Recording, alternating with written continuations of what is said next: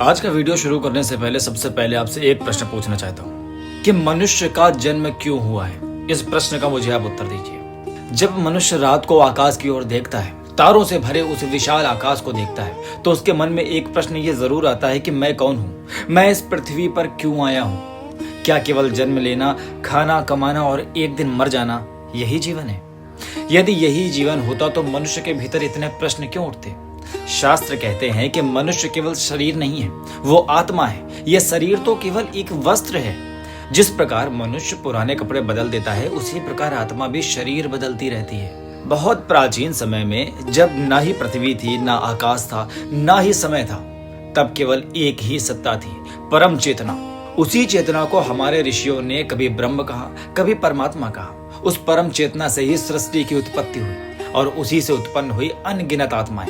लेकिन आत्मा को अपने अस्तित्व का अनुभव करने के लिए एक माध्यम चाहिए था।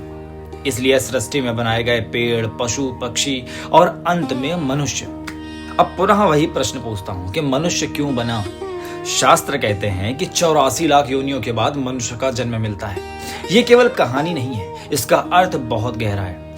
पशु जीवन में केवल भोजन, भय और प्रजनन होता है, लेकिन मनुष्य के पास एक और शक्ति है, विवेक की शक्ति। मनुष्य सोच सकता है, वो पूछ सकता है, वो प्रश्न कर सकता है, वो ये भी पूछ सकता है कि मैं कौन हूं। और यही प्रश्न मनुष्य को पशु से अलग बनाता है। मनुष्य का जीवन भी एक प्रकार का समुद्र मंथन है।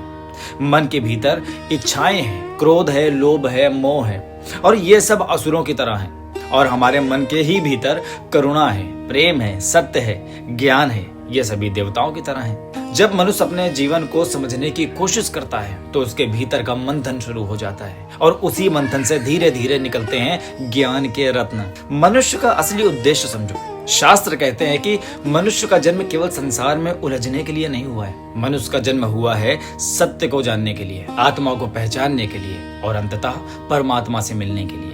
लेकिन अधिकांश लोग पूरी जिंदगी केवल धन, प्रतिष्ठा और सुख के पीछे भागते रहते हैं, और जब जीवन समाप्त होता है तो उन्हें लगता है कि अरे, मैंने तो जीवन जिया ही नहीं।